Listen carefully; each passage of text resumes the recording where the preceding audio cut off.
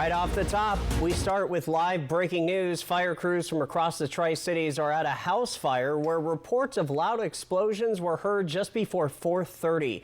And that is where we find Apple Valley News Now's Dan Hansen, who is live at the scene at the moment. Dan, what can you tell us? Hey, yeah, Austin, I'm here off of Van Giesen and Perkins, and I'm joined by Fire Chief Tom Huntington. Tom, tell me what happened here today. A little bit after 4 o'clock, approximately 12 minutes after 4, the 911 call came in for the fire that you see behind us here in a single-family residential structure. Now, were there any injuries to the family members in there, and how many were in there? We haven't confirmed, but initial reports were up to 7 people were at the residence at the time of the fire. No reports of injuries so far. Okay, and it looks like from what I see the house, do you think it's going to be a total loss? Yeah, I pulled up a few minutes after the first arriving units, and the fire was coming out the entire front of the building. And unfortunately, with that kind of involvement, it's typically a total loss. And then where does the family go from here? So typically we'll plug in with the local Red Cross chapter, who will provide short-term stay accommodations and resources.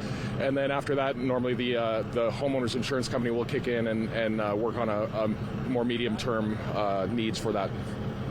Okay. Any damage to any neighboring homes? We've done an initial look. We'll do another double check here in a little while, but so far no damage to the adjacent properties. Okay, and then for those who might be traveling here, how long will Perkins be closed down? Yeah, good question. We anticipate Perkins will be closed for at least an hour. Although the fire's out, you can see behind us is still smoking, and there's still an extensive amount of work to do to make sure that all of those little hot pockets are extinguished and that the house is secure before we board it up for the night.